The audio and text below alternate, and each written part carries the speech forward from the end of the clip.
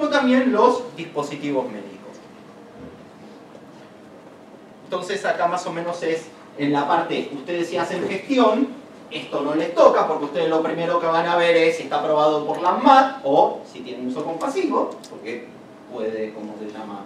Puedes tocarles que les pidan algo por uso compasivo y no tiene por qué estar aprobado con la ANMAT. En mi otra vida de gestión me ha tocado con una droga que no estaba ni siquiera aprobada por la FDA, que era experimental, y un juez acá lo ha autorizado, así que puede ser que también les toque evaluar eso, pero si ustedes tienen que someter a poner en su catálogo de reembolso, en su sistema de salud, probablemente van a tener que, como saben, que el PMO es como un piso y que las tecnologías cambian y que todo el tiempo uno trata de innovar, van a tener que ustedes hacer una evaluación a ver si lo que le están solicitando si correspondería para ser aplicado en su ecosistema o para un determinado paciente. Y la evaluación de tecnologías sanitarias en otros países es utilizada justamente para decidir o para brindar una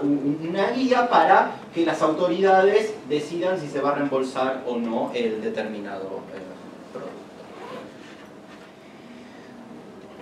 Y esto es lo de no tener puntero, que esté ¿cómo se llama? Con animaciones, pero principalmente, ¿qué se diferencia en el proceso de evaluación de tecnologías con un medicamento? El proceso es similar, lo que se diferencia es la tecnología, obviamente, ¿sí? Y en parte lo fuimos hablando. Primero, que cuando uno quiere evaluar un producto médico, lo tiene que evaluar en el contexto en el cual se está utilizando, ¿sí? Es decir, si yo voy a evaluar, y acá cuando hacemos en el otro curso hacemos un taller sobre cirugía de colon para sutura mecánica, ahora yo creo que ya la sutura mecánica se autoriza convencionalmente, nadie se pone a negar una sutura mecánica, pero años atrás pedían una sutura mecánica y te decían sí o no, te acepto 2 o 3 recargas, o sea, y para los que hacen gestión yo siempre digo lo primero, y esto es de parte de ser médico y de parte de ser muy hipocondríaco, que es, ¿qué me gustaría a mí si me pasa? Hay que pensar eso. A mí, ¿qué me gustaría si me pasa? Si yo tengo un cáncer de colon, ¿qué me gustaría? ¿Que me suture el R1 o que me suture el cirujano colorectal? ¿Y con qué? ¿Con un lino o que me suture con una sutura mecánica? Entonces, ese es como lo primero que uno ayuda a orientarse desde el punto de vista para las decisiones. ¿Sí? ¿Qué es lo mejor para el paciente? Uno tiene que pensar, ¿sí? Y ponerse en el lugar del paciente. Con los dispositivos médicos juega que no hay un solo dispositivo que se usa en la cirugía. Se usan varios y que cada uno de esos puede determinar en el outcome o en el resultado final. Lo mismo que el operador. Entonces, muchas veces, para quienes se dedican a hacer evaluaciones económicas que tienen que incorporar todos los costos y todas las utilidades o los resultados del procedimiento, resulta difícil, digamos, demostrar cuál es el resultado final de ese dispositivo médico, del dispositivo médico en cuestión que te piden la evaluación de costo-efectividad para poder, no sé, incorporarlo en algún catálogo, como por ejemplo en México que ocurre, que piden siempre una evaluación económica. Y otra cosa que ocurre, a diferencia de las drogas, es que el ciclo de innovación es mucho más corto. O sea, una droga, como dijeron, tarda unos 15 años a 20 de etapa de desarrollo hasta que es aprobada regulatoriamente, y por eso se le da una patente de unos 20 años. Con los dispositivos médicos, el ciclo, el desarrollo es mucho más corto, pero también el ciclo de vida es más corto. Entonces, quizás si uno hace un horizonte temporal de 5 años, se da cuenta de que esa pinza, a los 2 años y medio, tiene una mejora. O sea, a mí me ha tocado que me pedían generar evidencia para una engrapadora que engrapaba 1 milímetro más. O sea, la unión entre micrograpa y micrograpa era 1 milímetro más. Entonces yo tenía que generar en el sangrado torácico cuál era la comparación contra la anterior, que engrapaba 1 milímetro menos. O sea, imagínense que si ustedes lo ven y dicen si están autorizando esto, ¿para qué? Si esto es lo mismo. Y probablemente pueda ser lo mismo, pero quizás ese milímetro menor en un vaso pulmonar de gran calibre puede hacer que disminuya la fuga, disminuya el gorgoteo del tubo torácico. Eso quiere decir que yo le saco el tubo de tórax antes al paciente, el paciente camina antes, se va un día antes de alta. Y ese es el resultado final, digamos. Pero cuesta, porque si uno no conoce todo lo que pasa detrás, va a decir, ¿y por qué tengo que pagar $1.500 más? Por eso. Porque obviamente lo nuevo sale más caro por el costo, pero al año baja de precio porque otro producto o lo copió o se inventó algo que tiene una característica innovadora mejor, ¿sí? Que es esto lo que hablábamos a lo largo del horizonte temporal. Entonces, cuando uno tiene que determinar, y esto desde el punto de vista de un sistema de salud o de un hospital, qué mal se ve esto, ¿cuáles son los drivers de valor? Obviamente lo que está en celeste es lo que todo el mundo conoce, que es la eficacia, la efectividad, la seguridad, la tolerabilidad, pero hay algunas cuestiones que con este gráfico probablemente se va a entender mejor, que es ¿dónde está el valor? ¿Dónde medir el valor? Si es en el paciente, si es en el valor que yo voy a tener como retorno de la inversión en el caso de un sistema de salud, qué valor le da a la industria, o en el caso de los dispositivos médicos, el valor a la eficiencia organizacional. Que es decir, si yo utilizo un ejemplo, por ejemplo, que he trabajado es sutura, una sutura que no se usa nudo, por ejemplo, para una cirugía de cadera. Esa sutura sin nudo es un tipo de sutura continua, lo que está demostrado es que acorta el tiempo de sutura y acorta el tiempo quirúrgico un 12%. Esto quiere decir, de acuerdo al procedimiento, entre 25 a 35-40 minutos. Eso quiere decir que si yo uso esas suturas en 3 cirugías, tengo casi 1 hora y media, que es lo que equivale a usar en 5 horas el quirófano para una cirugía adicional. Eso es la eficiencia organizacional, que es como prestador, dueño de la clínica, yo pago más, pero tengo 1 hora más con la misma instrumentadora, la misma circulante, para poner otra cirugía y cobrársela al prepago o al financiador que esté trabajando. Y esto es parte del proceso de evaluación de tecnologías, o al menos, si no está incorporado en un proceso formal en un país, el sanatorio, el hospital, el centro médico debería tener presente cómo mejora su eficiencia con este tipo de nuevas tecnologías. ¿Sí? No hay una cámara para ¿No hay una cámara en qué sentido?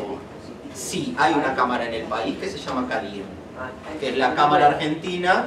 Sí, tiene hace unos años, pero ya se está como, a diferencia de las cámaras de drogas y de farmacéuticas, en los últimos 2 años están empezando a trabajar con esto.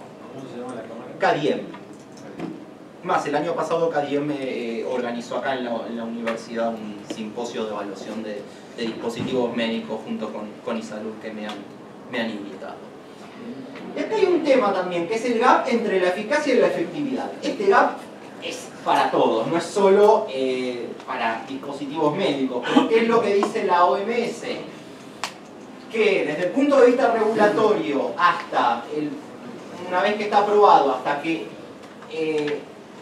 uno debería evaluarlo, sí existe esa cuestión de cuándo el dispositivo médico, la verdad, funciona correctamente en una población global, o sea, no en las poblaciones donde fue testeado. Sí, o sea, no los chanchitos. Y lo que ocurre es que, ¿por qué se usan animales?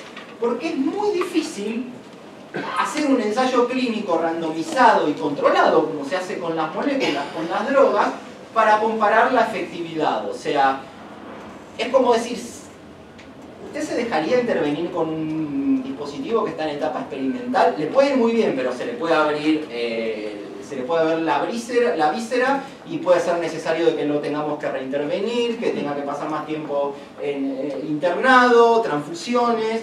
Entonces, desde el punto de vista ético hay cuestiones que lo hacen difícil. Por eso es que se hacen con modelos animales que se tratan de extrapolar. Y otra cosa es que hacer un ensayo clínico randomizado lleva tiempo. Y probablemente cuando tengamos los resultados, ¿qué va a pasar con ese dispositivo médico? Sea viejo, sea obsoleto, sea dinero que nadie está dispuesto a pagar ni perder.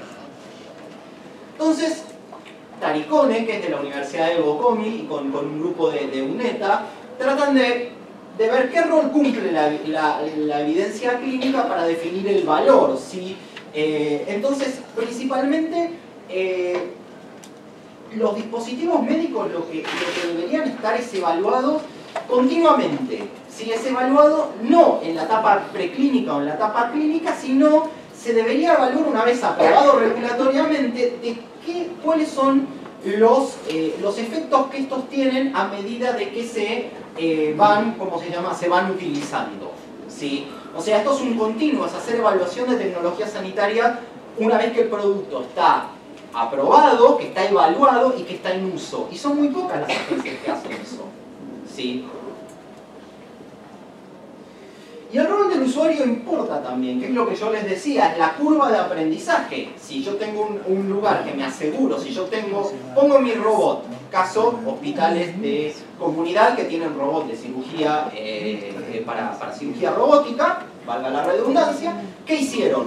Mandaron sus profesionales a formarse a centros que hacen alto volumen y se aseguran de tener utilizando ese dispositivo para qué, no solo para amortizarlo, sino también para que el profesional siga incrementando la mejora en los tiempos y su propia efectividad. ¿Por qué? Si yo no me someto al uso o no aprendo bien o por mis capacidades soy más lento, o sea, por eso yo no hice una especialidad quirúrgica porque mi habilidad quirúrgica es horrible, probablemente ese dispositivo no tenga el mismo beneficio si lo comparo con un profesional que está sometido a mayor cantidad de procedimientos, que es un fast learner, o sea que aprende rápido o que tiene otras características de formación. Entonces, si uno compara, los resultados no van a ser los mismos para el paciente. ¿Sí? Y eso no quiere decir que la propuesta de valor, que es lo que cuando te vino el representante de la compañía de productos médicos y te dijo que esto era mejor por esto, por lo otro, comparado con el método adicional, sea por culpa del producto en sí, sino que es por muchas veces los efectos externos. Bueno, esto yo lo voy a dejar, pero esto es un algoritmo que lo que trata es cómo es estimar y sobre todo principalmente cuando uno trata de hacer una evaluación de tecnologías e incorporar una nueva tecnología en el catálogo de beneficios, uno puede tomar tres caminos, ¿sí? Basándose en 8 pilares, que es cuál es el valor de la tecnología, qué impacto tiene sobre la eficiencia organizacional, qué características hay sobre la incertidumbre, es decir, sobre los beneficios que tiene, qué capacidad de pago tengo, qué valor me da hacia el sistema de salud. Pero haciendo este análisis, que es una ponderación sobre ítems y los beneficios de la tecnología, uno puede definir que o la adopta, que quiere decir que probablemente con la tecnología estándar o con lo que tengo hasta el momento dé un beneficio importante, lo puedo rechazar obviamente, lo puede aprobar solo en condiciones de investigación. Esto quiere decir que se usa pero en un ensayo clínico randomizado. Y después cuando tenés los datos del ensayo randomizado volvemos a evaluar y vemos si se hace una aprobación o se hace una aprobación para reembolso. O se puede aprobar con condiciones de investigación. ¿Qué quiere decir? Que yo te apruebo pero vos generás evidencia.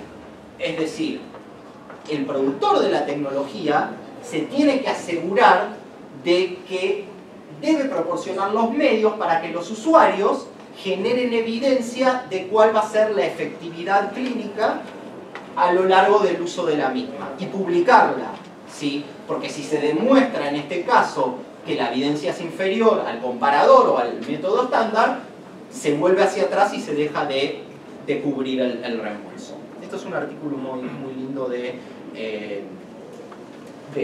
Rotary, que si quieren después también lo puedo compartir, ¿sí? Y obviamente las ponderaciones, como les comentaba, tienen en cuenta estas principales características de los productos médicos, que es la curva de aprendizaje, la eficacia versus la efectividad del usuario y cuál es el rol que tiene para invertir en cuanto al entrenamiento y la capacitación del sistema de salud, y a su vez la innovación, porque si este dispositivo médico probablemente tenga una mejora en 2 años, no se va a someter a esto. Ahora bien, en este semáforo, pensé que se iba a ver peor. La vida me sorprende a veces.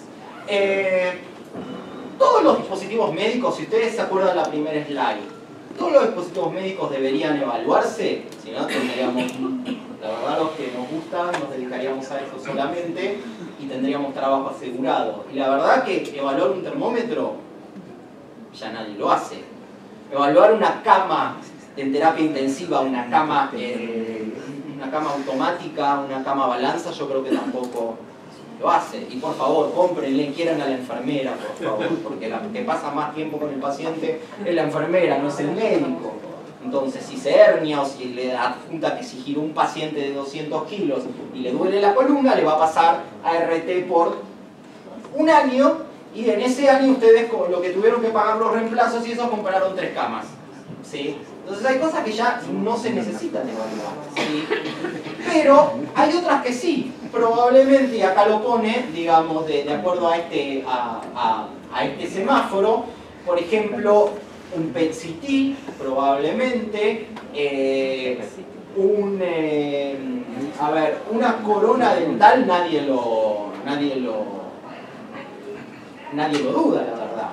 Pero sí un cardiodefibrilador implantable, probablemente. ¿Sí? O sea, la mayoría, si uno va de este lado, es que los productos médicos de clase 3 o clase 4, que son todos productos que son implantables, deberían tener algún tipo de evaluación tecnológica. ¿Sí? Como hablamos, algún tipo de sutura mecánica, algún cardiodefibrilador resincronizador, espaciadores liberadores de antibióticos. Esas tecnologías probablemente requieran algún tipo de ensayo de evaluación. Ya termino. ¿Cuál es el momento adecuado? Lo que dice la OMS y lo que les hablaba es: uno debería hacer, una vez que está aprobado regulatoriamente, debería hacer un proceso de evaluación de tecnologías para definir la adopción o no en el determinado sistema con el cual va a ser utilizado. Pero también debería hacerse a lo largo del tiempo, y esto en parte es lo que hablábamos para tratar la incertidumbre de los dispositivos médicos. Debería hacerse cuando está a mitad de camino, cuando tiene un ciclo de vida útil adecuado, y muchas veces también deberían evaluarse tecnologías adultas, tecnologías casi que se puede decir pseudo obsoletas, valga la redundancia, para decir esto ya no aporta ningún beneficio adicional, saquémoslas de los catálogos. Cuando vean mis slides van a ver que hay muy pocas agencias a nivel global que evalúan tecnologías ya maduras. Muchas hacen en esta etapa, un par más hacen en etapa, ¿cómo se llama?, de uso continuo, pero, no sé, ejemplo, no la facoemulsificación, la cirugía de catarata con la cirugía convencional, que le ponían la lente sin facoemulsificación, no me acuerdo cómo es. Pero eso está incluido en el PMO, digamos, o sea, el faco, que es lo que rompe la catarata, el dispositivo médico que lo que hace es licúa la catarata, no está incluida en el PMO, la cirugía de catarata con faco. Pero ¿qué pasa? El beneficio organizacional es que el aparato ese hace que el oftalmólogo te haga una catarata en 10 minutos comparado con 25 minutos que toma hacer la catarata común, que es hacerlo todo manual. Entonces, en 1 hora te ponen 8 cirugías de catarata. En un turno quirúrgico te hacen 20 cataratas y con eso se amortiguan el dispositivo. ¿Sí? Esto es una experiencia que nosotros hicimos para ver, y acá viene un poco cuál es la situación en América Latina. Lo que tratamos de hacer, esto es un trabajo de hace 2 años, es cuáles son los requerimientos y qué procesos tiene un nuevo dispositivo médico para poder ser comercializado y ser incluido en los sistemas de salud en 4 países, y evaluar sobre todo qué diferencias hay a lo largo de América Latina. Fue principalmente la metodología involucró primero una revisión bibliográfica, en los cuales de 2100 llegamos a 64, y de esos 64, 14 estudios reunieron el criterio, y a su vez hubo análisis de regulaciones, decretos, entrevistas a algunas personalidades ilustres de cada país. Y las características que podemos ver, y esto recién lo mostraron, los organismos, todos tienen clasificación por riesgo, porque es un requisito universal, pero sí, como podemos ver, en dispositivos médicos, a comparación de drogas, muy pocos requieren evidencia científica. ¿Sí? Colombia y México diría es el más avanzado, que pide muchas veces ensayos clínicos de clase 3, y para someter a los cuadros básicos, que es su sistema de reembolso, te piden evaluaciones económicas. Los otros países no. La mayoría de los países pone una lista de elementos médicos aprobados, pero no se justifica por qué sí o por qué no. Y cuando uno ve el precio, no existe, o sea, es a libre mercado, o sea, el precio el precio lo que se negocia es entre el productor y quien lo adquiere, no hay precio de referenciación. Y si, bueno, lo que tendría que salir bien no sale bien, que era la parte más linda, que es las características de reembolso, que ustedes les pueden servir, pero principalmente nuestro país tiene, digamos, una lista positiva oficial, que en este caso se tomó lo que era la resolución 370 o algunas de Sur, porque obviamente en el reino hay muchas cosas que no están. Habla de cuáles son los organismos que evalúan las agencias por cada país, y digamos, si existen procesos explícitos para incluir una nueva tecnología. En la mayoría de los países sí. La CONITEC, en este caso para el Sistema Público de Salud, o la Agencia Nacional de Salud Suplementar para los sistemas privados, tiene sus criterios. El Ministerio de Salud de Colombia para el POS tiene sus criterios, y México, a través de la Comisión Interinstitucional del Cuadro Básico y Catálogo de Insumos del Sector Salud, así largo, también tiene su lista, menos la Argentina. O sea, acá no hay hasta el momento, ahora quizás sí, no hay un beneficio, digamos, explícito. Entonces, para finalizar, ¿cuáles son las implicancias? Lo importante es demostrar este beneficio organizacional, que es mostrar el valor del insumo, y esto es en parte de propuestas de valor personalizadas o la innovación basada en el valor. ¿Cómo adoptar esta innovación? Y bueno, probablemente que pueda ayudar a agilizar los procesos o actualizarse. Para los que están trabajando en la industria, esto se manifiesta con modelos innovadores de acceso al mercado, que es otro tema.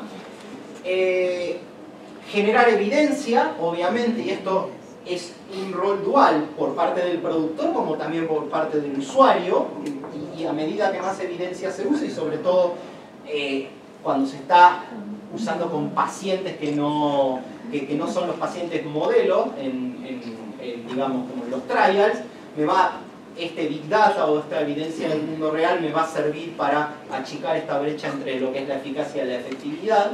Y obviamente la educación profesional, o sea, la compatibilidad de los insumos, el ecosistema donde va a ser usado y el entrenamiento juegan, como se llama, un rol importante, porque es sobre todo es lo que da una característica distintiva al producto médico comparado con la droga, el beneficio organizacional y el rol del operador que va a utilizar el mismo. Y obviamente las decisiones siempre se tienen que tomar centradas en el paciente, cada paciente es diferente, ¿sí? O sea, entonces, a pesar, y ustedes como gestores, a pesar de que muchas veces el uso sea amplio, deben tomar en cuenta en el tipo de pacientes, sea 90 años, cáncer de pulmón, sobrevida estimada 3 meses y medio y lo quiero someter a radioterapia modulada, ultradimensional o lo que sea, a pesar de que haya reportes de que mejora la sobrevida, que reduce el tumor y otras cuestiones, tiene que ser tomado sobre ese paciente.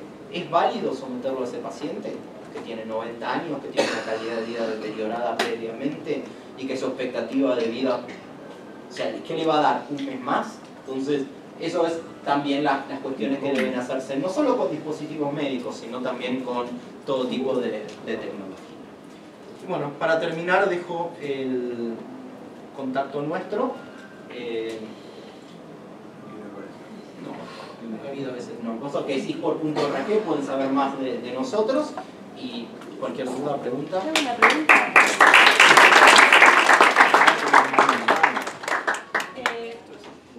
Preguntas cortitas, ¿no? Sí, cortita. ¿Quiénes son los que mayormente solicitan las soluciones de ustedes para hablar de tecnología? ¿Los financiadores? Nosotros no hacemos evaluación de tecnologías propias. Nosotros brindamos, o sea, nosotros lo que hacemos es brindamos herramientas para que se puedan utilizar en ese proceso de evaluación de tecnologías. Y trabajamos o con financiadores o con gobiernos. Sí, también con la industria farmacéutica. Tenemos grupos de trabajo de industrias, tenemos grupos de trabajo de drogas, de enfermedades raras, de dispositivos médicos, vacunas. Bueno, les quiero decir entonces lo siguiente. Todo lo que vieron acá, todos los PowerPoint, se los vamos a mandar a través de los respectivos coordinadores. Así que no se preocupen si no se veía, estaba chiquitito, etc. Incluso le vamos a mandar las versiones actualizadas. Como siempre, algunos expositores a último momento nos agregan alguna diapo adicional. La verdad es que yo les quiero pedir que le demos un aplauso a Ramiro y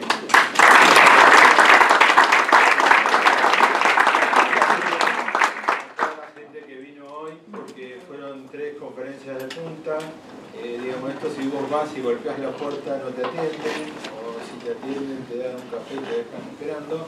Pero la verdad es que lo que tuvieron hoy son 3 temas claves y donde, como les dije hace un rato, vamos a tener que repasar los glosarios de términos y vamos a tener que empezar a profundizar. Esto es como un incentivo, una appetizer, digamos, algo para motivarlos a seguir adelante trabajando con nosotros.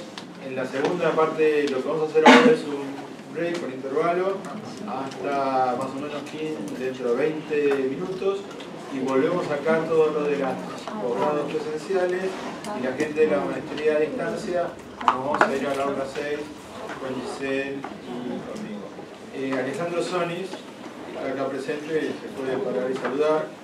Alejandro disfruta con nosotros hace unos años dando clase en estos gloriosos posgrados y va a ser un poco la persona que les presente a ustedes en la segunda parte, un poco el ordenar los distintos conceptos, desde empezar a barrer lo de evaluación económica de tecnología de salud hasta ir incorporando algunos de estos casos. Lo que les quiero decir es que traten de tomarse una alprazolam, clonagina, algo por el estilo, pero que se lo tomen con calma, digamos, porque esto es el principio.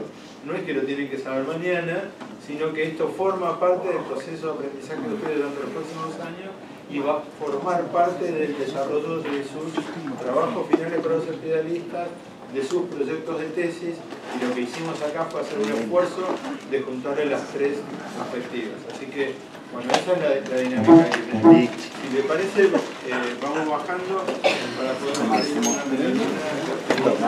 Vamos a filmar, parece, así que guarden sus comentarios. Bueno, entonces puedo decir lo que pienso. No podemos decir lo que pensamos, por eso. Por eso me avisa en televisión.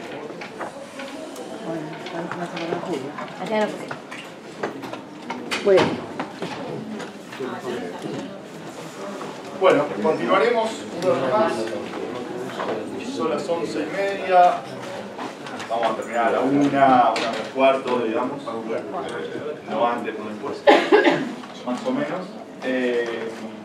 Me presento primero, soy Alejandro Solís, ahí lo puse en chico porque tenemos otras aulas, pero como son bastantes funcionalistas, yo estoy a cargo de, formalmente, de una materia que se llama Economía aplicada a la salud, que me hace una maestría, me van a sufrir el año que viene, y Arturo me pidió un poco que transmita ciertas herramientas que vieron en la primera parte de los seminarios.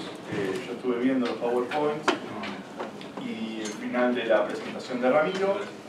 Y bueno, lo que pasa a veces es que ellos transmiten todo lo que sus conocimientos, pero uno no tiene esas competencias como para entender todo lo que ellos explican. Entonces un poco es darles herramientas y bajar un poco a la realidad lo que ellos explicaron. Obviamente si me preguntan algo de un biosimilar, se los debo, soy economista de formación, con una maestría en salud y trabajo actualmente hace un poco más de un año en la dirección ejecutiva de PAMI. No voy a hacer obviamente una presentación uno por uno porque es un choclo, somos 1000. Lo que sí me gustaría para conocerlos un poco más es hacerle algunas pequeñas preguntas. Por ejemplo, ¿quiénes de acá trabajan en la industria farmacéutica? Bueno, ustedes se van. En obras sociales provinciales, nadie, nadie de idioma, nadie de OSPA, nadie. Obras sociales nacionales, bien. ¿Alguien más de la seguridad social que me queda afuera? Bien. En el sector público, bien, unos cuantos. Medicina prepaga o prepagos, y hospitales, asistenciales. Ah, bueno, hay un lindo mix. Bueno, la idea es que sea una clase más allá que está la filmación acá, que sea una clase amena, cual haya un ida y vuelta, digamos. Acá no es que hay una clase magistral en la cual vengo a exponer 1 hora y media, sino que cuando surja alguna duda o tengamos algo para compartir, alguna experiencia que ustedes sepan y que creen que suma al equipo, la comenten y enriquezcamos todos juntos esta clase. Qué lástima que no tenemos...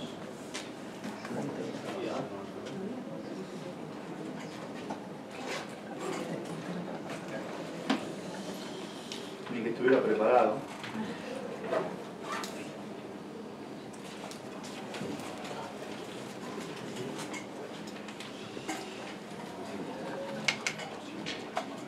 Les empiezo a hacer una pregunta. ¿Alguien trabaja acá en ANMAT? Yo estoy rotando por ANMAT ahora, pero no trabajo en ANMAT. Bien, ¿trabajás en INAME? No. No, trabajamos. Entonces, les hago algunas preguntas. Yo soy de la industria farmacéutica y quiero quiero presentar un nuevo medicamento en ANMAT, ¿no? Para empezar a comercializarlo. ¿Saben ustedes, más allá de los por qué 3 ejes que se tienen que presentar al ANMAT tienen que cumplir con 3 especificaciones que ustedes saben son seguridad, ¿no? Alguien me termina de completar, seguridad, calidad y eficacia, bien. Y también sabemos que hasta ahora en la Argentina no tenemos lo que decimos la cuarta barrera, que la cuarta barrera son una evaluación económica, digamos. Obviamente está mucho en discusión esto. La semana pasada el ministro de Salud presentó la ACNET, la agencia cual va a ser de evaluación de tecnologías, pero formalmente hoy en día no tenemos lo que nosotros decimos la cuarta barrera, que es vos presentás, sos de industria, acá tenemos 3 de la industria, ¿no? 3, si no conté mal. ¿Dónde trabajás? En Medtronic. ¿Medtronic? Dispositivos médicos. Sí, lo conozco. ¿Quién más? En Merck. En Merck, bien. Con Karina Méndez. ¿Qué? Yo tengo una startup de tecnología, un poco todo lo que contó antes Graciela. Estoy incubada en la Fundación Argentina de Nanotecnología y hacemos desarrollos para la industria farmacéutica. Bien, piola. ¿Alguien más? ¿Me olvidé? Bueno. Entonces ellos tienen que presentar y, por ejemplo, Merck tiene Keytruda, por ejemplo, que tienen que presentar un nuevo medicamento y si cumple con los 3 ítems, seguridad, calidad y eficacia, yo soy Landmat y te lo apruebo. ¿Sí? Si cumple con eso, vos me presentás. ¿Sí? En otros países, como puede ser Inglaterra, Alemania, Estados Unidos, tienen que cumplir con una cuarta barrera, que es una barrera que se llama de costo-efectividad. ¿Sí? Que sale mucho, evidentemente se confunde un poco con lo que tiene que ver costo-efectividad, con costo-utilidad, etc. Pero tienen que cumplir con algo que se llama costo-efectividad. Ahora vamos a ver un poquito más de eso. ¿Sí? A ver si esto me agarró.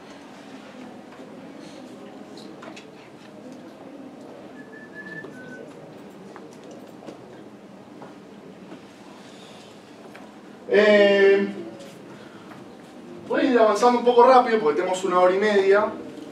Esto después se los dejo, no se preocupen. Y lo van a ver durante toda la carrera, ¿no? Durante todo el posgrado lo van a repetir. Algo que me parece muy interesante es que cuando hablamos de evaluación de tecnologías sanitarias, que está habitualmente de moda, ¿qué entra? ¿Se acuerdan que Ramiro habló mucho de medical devices, ¿no?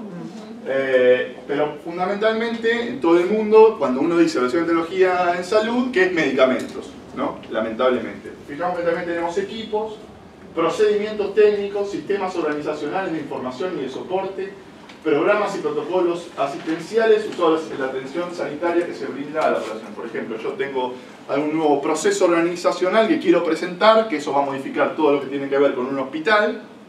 Lo tengo que presentar también. Hay una agencia que la vamos a repetir varias veces y la van a escuchar muchas veces, que es el NICE, que es la de Gran Bretaña, que es la más conocida, la que todos queremos ser. Que bueno, tiene una presentación en la cual ellos tienen cientos de personas que están trabajando ahí, que son un organismo que son autárquicos, algo diferente de la agencia, digamos. La agencia acá en Argentina depende directamente del Ministerio de Salud de la Nación, digamos. Allá directamente es como un ente autárquico, digamos, lo cual le da cierta independencia. Entonces, se focaliza la solución de tecnología en salud en mejorar los resultados individuales de los pacientes, están indicadas en condiciones prevalentes, reduce los costos de los tratamientos en comparación con alternativas existentes y reduce la variabilidad no explicada. Vamos avanzando. ¿Por qué surge la evaluación de tecnología en salud? Esto es el gran eje en el cual ustedes me imagino que se anotaron en este posgrado, que es el crecimiento del gasto en salud, ¿no? Y sobre todo tiene que ver, gran porcentaje, aunque ustedes no lo crean, es por el aumento de las tecnologías sanitarias, ¿no? El aumento de, por ejemplo, del equipamiento de los hospitales, los medicamentos, los nuevos equipos tecnológicos, etc. Hay los que trabajan en la industria o en algún sector de un hospital, como el Cruce, puede decir, no, mirá, la verdad que también tiene que ver mucho la parte de recursos humanos y otros temas, no solamente son las tecnologías sanitarias los que hacen crecer el gasto en salud. Entonces, hoy en día la tendencia actual es reorientar esta financiación hacia lo realmente útil y hacia la promoción de prácticas apropiadas. ¿Alguien me puede ayudar de qué es el PMO? Cuando decimos PMO, programa médico obligatorio, ¿qué entendemos por PMO? La canasta básica. Ninguno, ¿eh? Está bien la respuesta, pero quiero entrar en un ida y vuelta. Sería como la canasta básica Lo mínimo que Bien. Una cobertura. A ver, sabemos obviamente que tenemos un sistema de salud que es fragmentado, ¿no? Obviamente una canasta de prestaciones básicas, ¿de quién? ¿Para quién? para la seguridad social, para las obras sociales nacionales. Para todos. Esa es una de las cosas que quería conversar con ustedes. Sector público, ¿sí? ¿Cómo funciona el PMO con el sector público? Exactamente, o sea, hoy en día, según la Constitución Nacional, estamos todos, ¿no? El acceso y la cobertura es pública y gratuita, digamos, no deberíamos pagar nada de bolsillo extra, que no voy a discutir en la inequidad, etcétera, eso lo vamos a sacar en otra materia. Entonces, digamos, el PMO estaría en las nacionales, las prepagas y, en facto, digamos, si bien no están alcanzadas, formalmente las obras sociales provinciales brindan ese mismo... Bueno, esto se hizo en el año 2002-2003 con el programa médico obligatorio, y cuando uno quiere incluir algo, habitualmente vamos al Congreso, ¿no? Que vamos haciendo, vamos como en vez de pensar, sí, me miran como cara rara, pero por ejemplo, sacó la trombofilia, ¿no? Que no estaba cubierta, bueno, pasa, tiene que ir a diputados, después pasa a senadores, digo, no se piensa en algo, sino que se van parchando. ¿Qué vas a comentar? Esto en otros países, ¿alguien es de otros países? En este caso. No, bien, bueno, habitualmente va a poder haber un colombiano o algún chileno. Hay varios países de la región, obviamente esto prácticamente de ser acceso de cobertura universal y prácticamente no existe en ningún lugar del mundo, somos los únicos. Pero en otros países tienen canasta básica de prestaciones, por ejemplo en Chile, que no sé si escucharon hablar del Plan Auge, ¿sí? Se hizo ya hace como 15 años, y lo que hicieron fue, hicieron un análisis de costo-efectividad de muchas enfermedades, cuáles eran las más prevalentes, ¿sí? Y dice, bueno, yo te voy a cubrir el cáncer de colon, el cáncer de pulmón, ¿sí? Y te van cubriendo enfermedades, ¿no? HIV, etc. Y si te agarra una que está, una crónica, por ejemplo, crónica cubre, pero estas que son las raras, te agarra un Gaucher, por ejemplo, sonaste. Tenés que vender el departamento.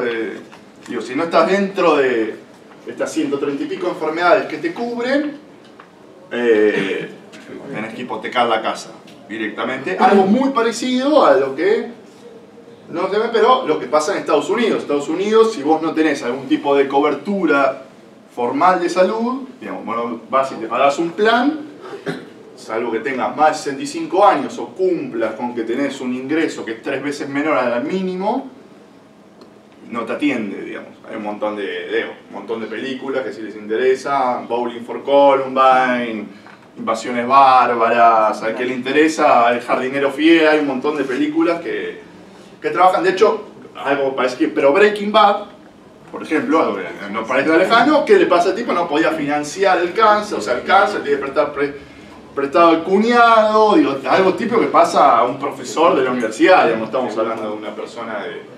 O sea, es algo que se repite mucho en todas las series, o muchas series americanas, con el tema del sistema de salud y su financiamiento.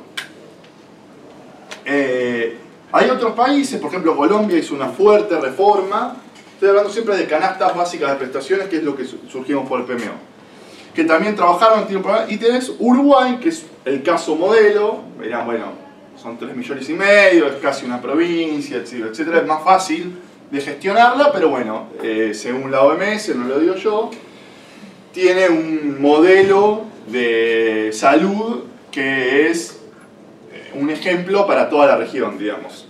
No tienen, todo lo que somos nosotros son lo contrario, o sea, nosotros somos fragmentados, ellos son integrados, nosotros somos segmentados, ellos están, cada uno puede acceder por ejemplo, a un hospital privado y te cubre, es bastante interesante. ¿A qué viene todo esto? Hay un nuevo concepto que es bastante interesante, que se está usando mucho en Europa, que es un concepto de desinversión, ¿sí? El concepto de desinversión es, ustedes piensen, por ejemplo, son ahora Piñera, ¿no? Son presidente de Chile, o pasa mucho, por ejemplo, en España, en el cual vos tenés una canasta básica de prestaciones, pero por distintos motivos, por ejemplo, salió un nuevo medicamento, ¿sí? Vamos a hablar un poco del tema de la hepatitis, que es bastante, que está bastante en foco, pero bueno, hay algún nuevo medicamento que ya cubre alguno anterior o es superior, mayor efectividad o mayor costo, y vos decís, che, voy a dejar de financiar, ¿sí? Este medicamento porque voy a uno superior, ¿sí? Digamos, es algo que suena muy lógico, digamos, ¿no? Por lo menos, bueno, Ahora, imagínense ustedes a Rubinstein, por ejemplo, ahora el ministro de Salud actual, diciendo no, porque nosotros vamos a aplicar un proceso de desinversión en salud. Al día siguiente es expulsado del ministerio, sin sacar la net, sin sacar nada. Esto es una de las cosas que tenemos que trabajar. Uno va a algunos congresos, estos chicos en ISPOR también se da mucho, después donde trabajaba este chico Ramiro. Bueno, vos vienes de la Universidad de Karolinska de Suecia y te dice, bueno, nosotros hicimos un análisis de toda nuestra canasta básica, hicimos un proceso de desinversión que fue 400 millones de euros, y vos decís, bueno, yo no puedo ni sacar nada del PMO porque es obsoleto. Digo, pues esas son algunas cosas que quería que se lleven, que es un concepto de desinversión, digo, algo que estaría piola, no es una palabra muy académica, pero sería interesante. Bueno, analicemos. De PMO hagamos todo un barrido, digamos, un barrido de qué es lo que funciona, qué es lo que no funciona, porque tenemos cosas de 2002, 2003, 2004, o sea, y la tecnología y la industria farmacéutica avanza mucho. Entonces, bueno, hagamos un proceso como hizo Chile, por ejemplo, que analizó todo y ellos van a analizar, no sé, creo que cada 5 años van actualizando. Y digan, bueno, trabajémoslo y saquemos del PMO lo que no funciona, pero bueno, esta decisión la tiene que tomar el Ministerio de Salud, y si el sector público no está alcanzado, que era lo que charlamos antes. ¿Sí? Entonces, bueno, ¿quién debería? ¿Debería la superintendencia, por ejemplo, de seguros, de salud? ¿Debería hacer este trabajo? Bueno, no sé, digo, si viene Tarico algún día acá, le digan, che, mirá, estaría interesante hacer un proceso, no digan desinversión, un proceso de análisis y evaluación de todas las prestaciones que están dentro del PMO. Bueno, esas eran unas cosas que quería comentar, por eso sugerí saqué el tema del PMO. ¿Alguna pregunta sobre la desinversión? Al que le interesa, después les puedo pasar algún paper, si no, probablemente el año que viene dediquemos a alguna clase, pero era un concepto que quería que se lleve.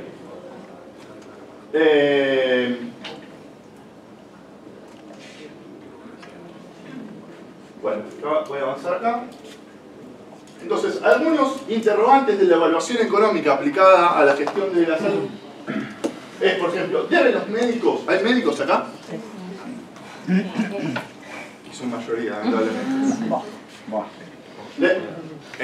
Hijo de médico y nieto de médico, así que imagínate si los conoceré. ¿Deben los médicos chequear la presión arterial de todos sus pacientes? Los médicos.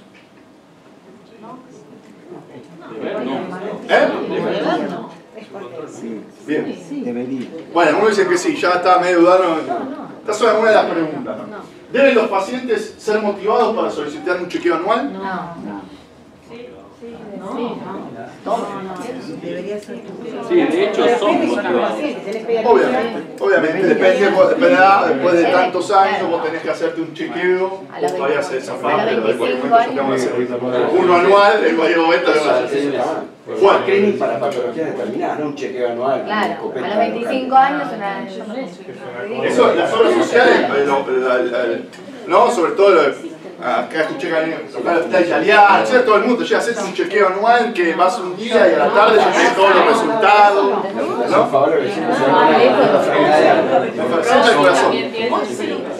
Sigamos avanzando. ¿Tienen los administradores de los hospitales? ¿Hay alguno acá? ¿Algún administrador de hospital que trabaje en administración de hospital? ¿Comprar todo equipo de diagnóstico novedoso? ¿Tienen las drogas nuevas y caras ser incluidas en los listados terapéuticos de los hospitales y las obras sociales? Ahí el chico de Merck me dijo que... Depende. ¿Se deben reasignar enfermeras de pediatría a cuidados paliativos domiciliarios de la tercera edad? Bueno, estas son algunas de las preguntas. A ver, me dice alguno que sí. No las vamos a contestar ahora, obviamente. Son algunas preguntas que surgen para empezar la discusión de la aplicación de economía. Bueno, entonces, ¿cuándo una intervención debería ser incluida en una política de salud? Que habitualmente a mí me pasaba cuando yo empecé a trabajar, entonces todo el mundo, no, porque te habla de eficacia, efectividad, y claro, los que son médicos más o menos tienen clara, el resto, sí, es todo lo mismo, digamos, más o menos. Entonces, algunas preguntas que decimos es, eficacia, ¿funciona en condiciones óptimas? ¿Sí? Son las preguntas que se trabajan. Efectividad, ¿funciona en condiciones normales? Aplicabilidad, ¿funciona en la población objetivo? ¿Sí? Que yo tengo, esto es para incluir una política de salud. Eficiencia, ¿podría gastarse el dinero más productivamente en otra cosa? La respuesta es siempre sí a eso. Claro. ¿Podrá implementarse en la población blanco considerando el contexto sociopolítico? Cobertura potencial. ¿Podrá alcanzar a la mayoría de los potenciales beneficiarios? Estas son algunas de las preguntas que se debe hacer Rubinstein, o que se debería, cuando quiere aplicar.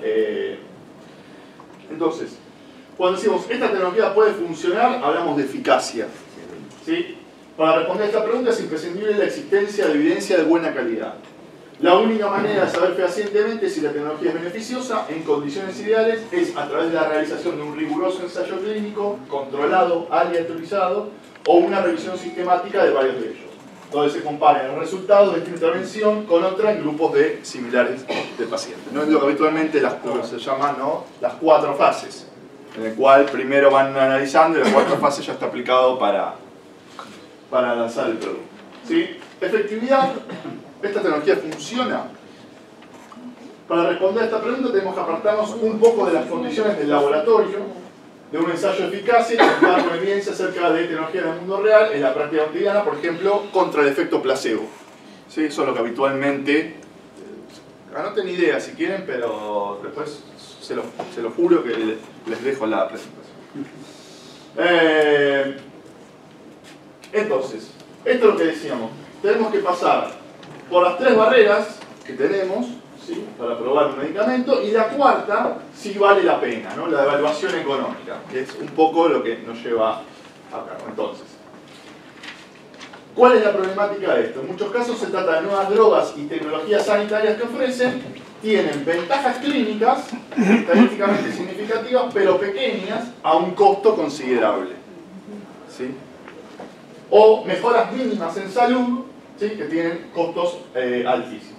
Y como los recursos son escasos, esto ya a esta altura tenemos. Entonces, esto lo explicó brevemente Ramiro, así que voy a avanzar. Nosotros tenemos fundamentalmente las evaluaciones que nosotros llamamos completas, que son la costo-minimización, costo-beneficio, costo-efectividad y costo-utilidad. Más allá que siempre decimos a esto costo-efectividad, porque todo es costo-efectivo, digamos, hay 4 formas de evaluar tecnologías, ¿sí? Yo voy a avanzar brevemente, después yo sé que con Sonia tiene una clase dedicada solamente a evaluaciones económicas, digamos. Entonces, hay una forma que es costo-minimización, que es el resultado o efectos idénticos entre alternativas, ¿sí? ¿Qué alternativa representa el menor costo? Tengo 2 medicamentos que son iguales, ¿sí?, con la misma efectividad. Entonces es bastante básico, digamos, tampoco están descubriendo nada muy extraño. Tengo 2 efectivos, bueno, ¿cuál es el que es menor costo? ¿Sí? Por ejemplo, tenemos la comparación entre un medicamento innovador y un genérico que es intercambiable, ¿no? Habitualmente, por ejemplo, nadie trabaja acá en algún laboratorio que haga copias, en este caso que haga genéricos, pero bueno, hacen la comparación entre ellos y demuestran que tienen la misma efectividad a un menor costo, ¿no? Es lo que habitualmente, no siempre, a veces el innovador, acá seguramente me dice que sí, ahí, a veces lo que pasa es que el innovador es más barato que el genérico. Después tenemos costo-beneficio, ¿sí?, que son resultados que se valoran en unidades monetarias, ¿sí? Permite comparación directa de resultados con costos. Por ejemplo, ¿qué proyecto es más rentable? Acá a la contadora seguramente el costo-beneficio le suena algo muy cercano. En este caso, el costo-beneficio en ETS, digamos, en la tecnología de salud, prácticamente no se utiliza, porque es muy complicado de medir en unidades monetarias, no es muy aplicado. Después tenemos costo-efectividad, que es el caballito de batallas, que se valoran resultados en unidades no monetarias, por ejemplo, años de vida ganados. ¿Sí? Muy famoso, años de vida ganados. O casos de cáncer de mama detectados o infartos evitados. Yo con este medicamento evité tantos infartos, ¿no? Obviamente en la industria en este caso, o incluso en el sector público, porque nosotros pensamos que solamente la industria es el que presenta medicamentos en países europeos, donde hay laboratorios públicos que hacen productos innovadores, también tienen que pasar por las 4 barreras que vimos. Entonces, hay una comparación de distintas alternativas de intervención en relación a costos y resultados de cada una de ellas. Y después tenemos costo-utilidad, que aunque no lo crean es el más utilizado, ¿sí? Por más que decimos costo-efectividad siempre, costo-utilidad es el que más utilizado. Se comparan distintas intervenciones en términos de costos e impactos sobre la duración y calidad de vida obtenida. Acá se crearon algunas herramientas que se llaman ABAC y ABAD. No sé si a alguno le suena ABAC, ABAD o FUALI y DALI en inglés. Algunos sí, que son los años de vida ajustados por calidad, que es una herramienta que se utiliza hace ya principios de los 90, en el cual vos decís, bueno, se hace una costo-utilidad, ¿no? En cuanto a eficacia y el costo, y los años de vida ajustados por cada vez es una herramienta que vas a usar, y bueno, eso tiene un umbral, digamos, te da un número que si te dice que es costo efectivo o no. Ahora vamos a ver. Sí, son acá justo decimos.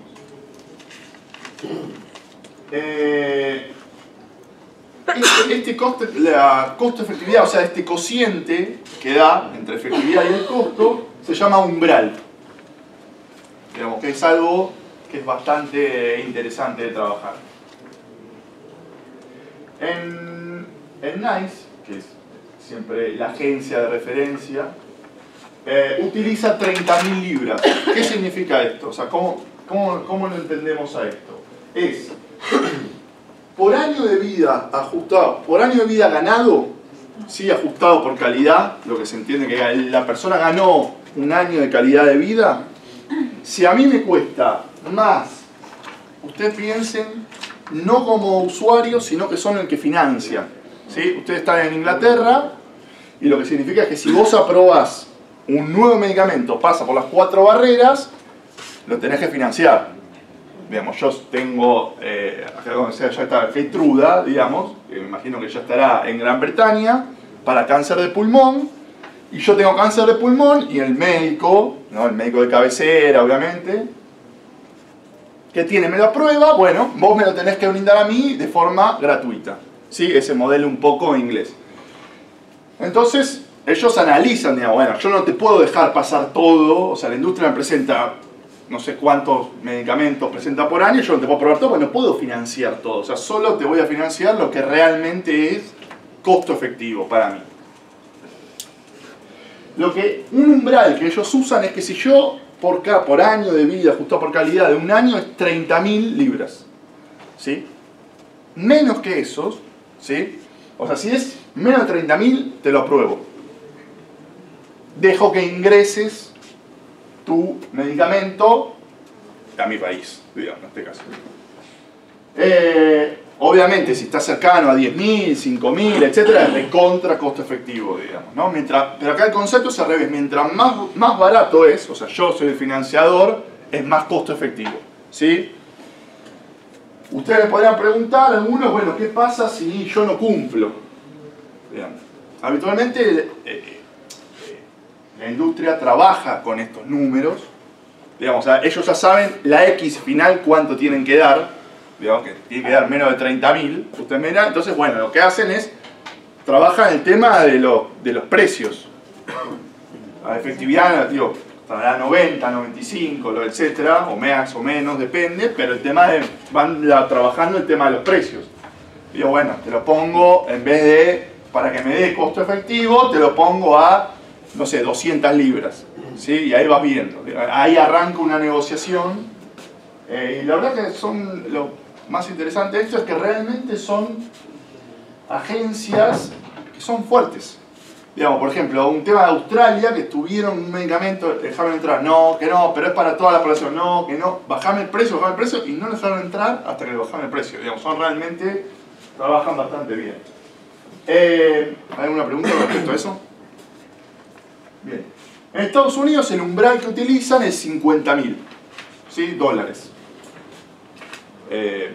Una pregunta que hubiese estado... ¿De dónde sale ese bien. valor?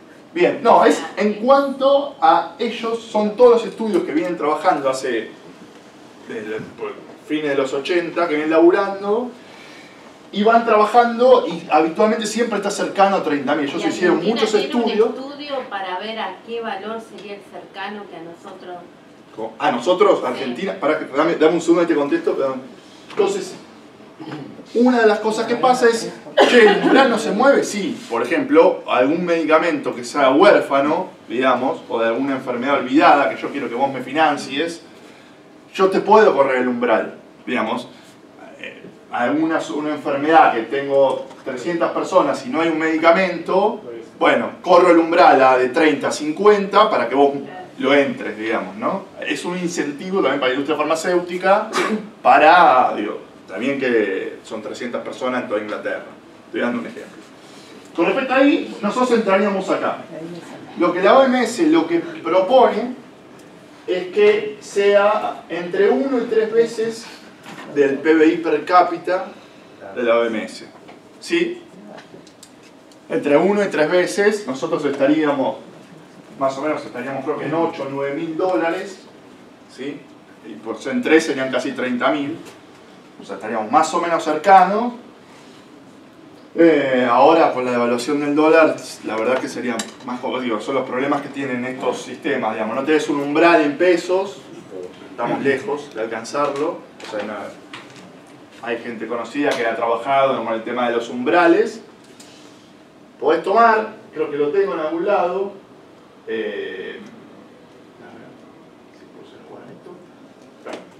¿Ves, por ejemplo, cómo va variando?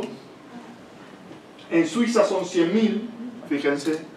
Eso va a cambiar. En Estados Unidos 50.000 y en Brasil tienen entre 8.600 y 25.000 dólares, más o menos como nosotros. ¿Sí? O sea que nosotros podíamos estar entre ese. ¿Sí? O sea que no tenemos un umbral. Bueno, voy a anotar. Entonces, por ejemplo, nosotros dijimos, en un grupo de pacientes la droga X es más efectiva y menos costosa que el tratamiento actual, ¿no? Eso es lo que nosotros preguntamos. En pacientes con esta enfermedad quirúrgica es la operación más efectiva, pero también es la más costosa que la técnica que se usa habitualmente. Otra pregunta que surge. Si es así, ¿cuánto mayor es el beneficio y qué costos se obtienen? Acá hay algo muy interesante. De atrás voy a traducir porque en blanco no se ve muy bien. Pero esto, mientras más arriba esté esta flecha, más costoso es el tratamiento. ¿Sí? El vertical. Y el horizontal, mientras más esté para la derecha, es más efectivo. ¿Sí? Entonces, por ejemplo, yo tengo un nuevo medicamento, ¿sí?, que es menos costoso y más efectivo. ¿Lo pruebo? No hay discusión. La verdad que no hay discusión. Fácil, esa pregunta es fácil. Ahora, tengo otro que es más costoso y menos efectivo.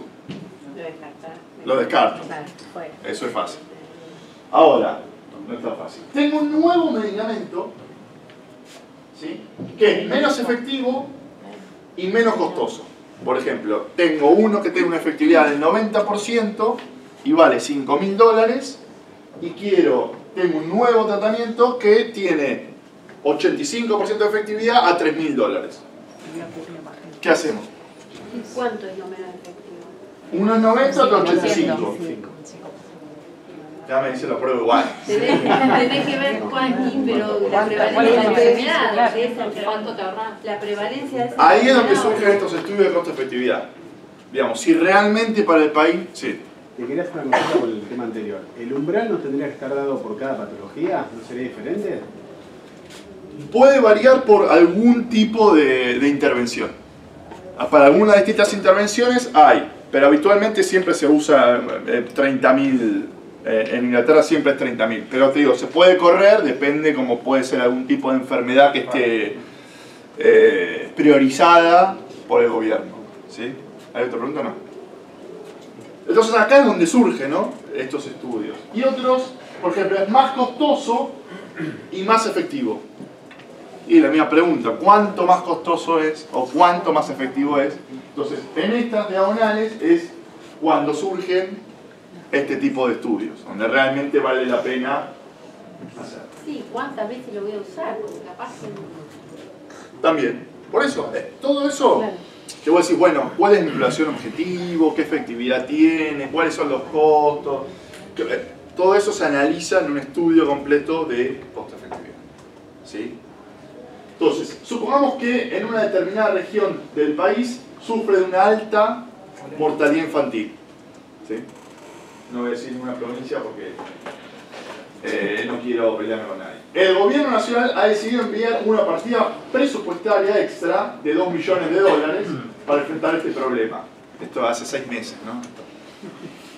Es decir, que esta región contará el próximo año con los mismos recursos que el año anterior, más este adicional, que debe decidir cómo invertir.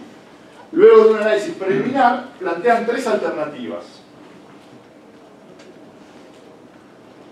Una, ampliar las capacidades de las unidades de terapia intensiva neonatal. Acá Fede me abrió los ojos. No está solucionando el problema.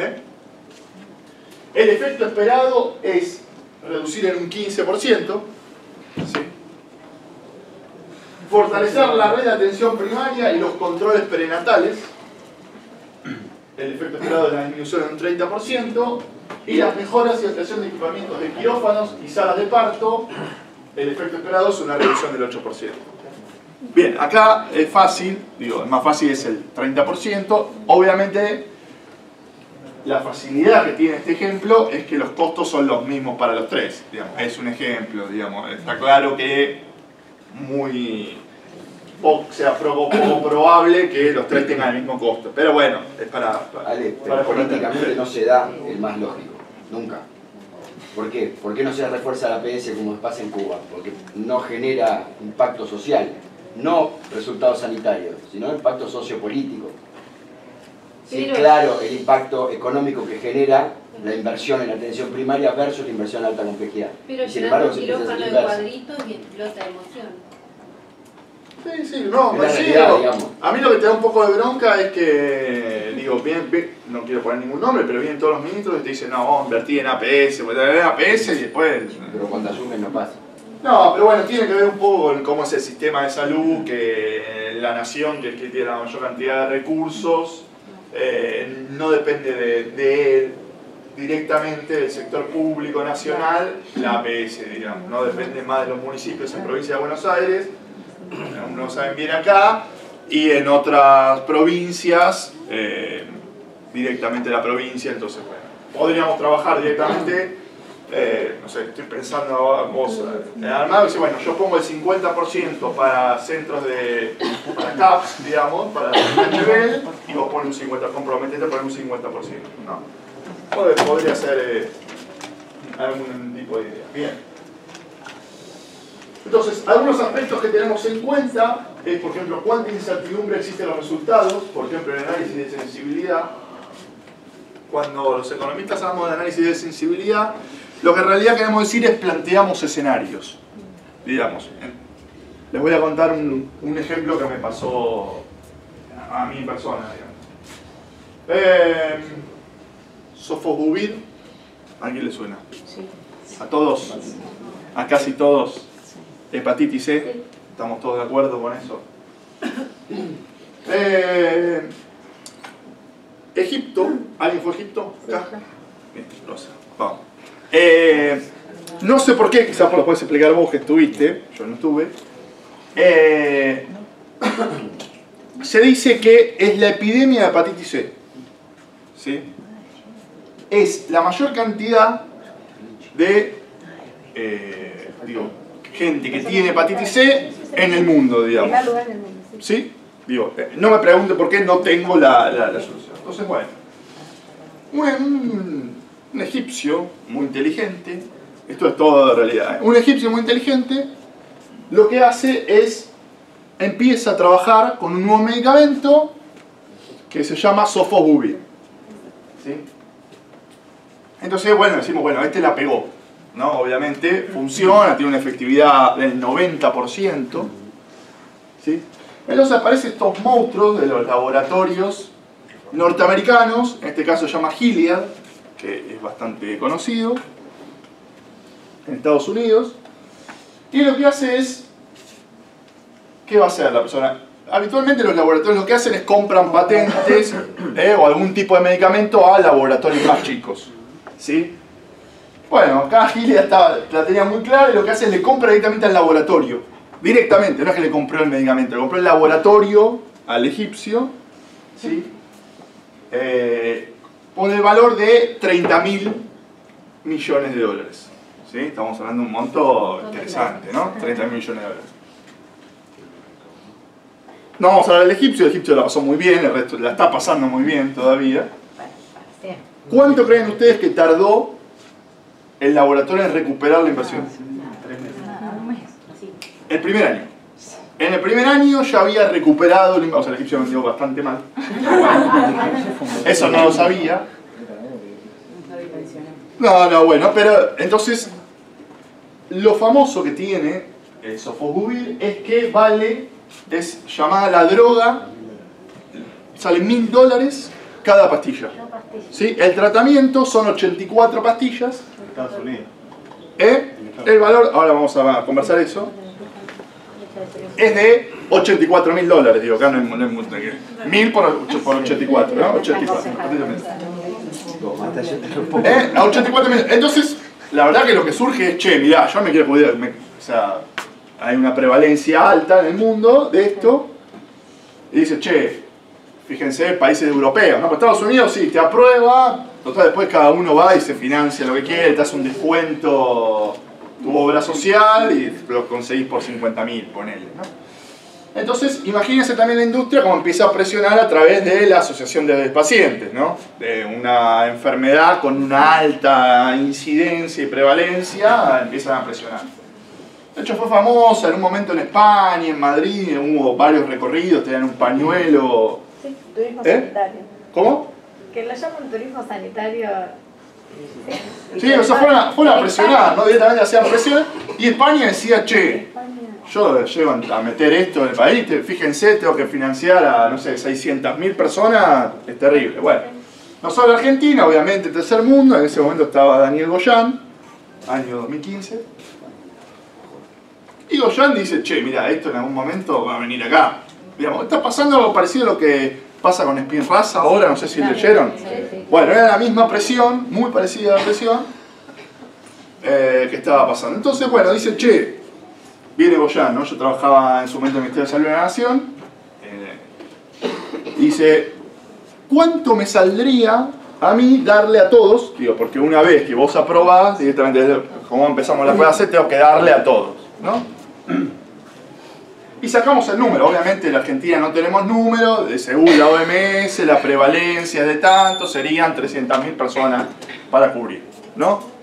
Entonces fíjense, $84.000 por 300.000, y la cuenta era el presupuesto del Ministerio de Salud durante 5 años. ¿Sí? O sea, vos no podías ni dar ni HIV, ni vacuna, ni remediar nada, ningún medicamento de primer nivel, ni pagarnos a nosotros en su momento, o sea, lo peor de todo, mentira, durante 5 años, digamos, 5 años, bastante, ad honorem, se complica. Bueno, entonces, ¿qué hace el equipo de Goyan? Viaja a la India.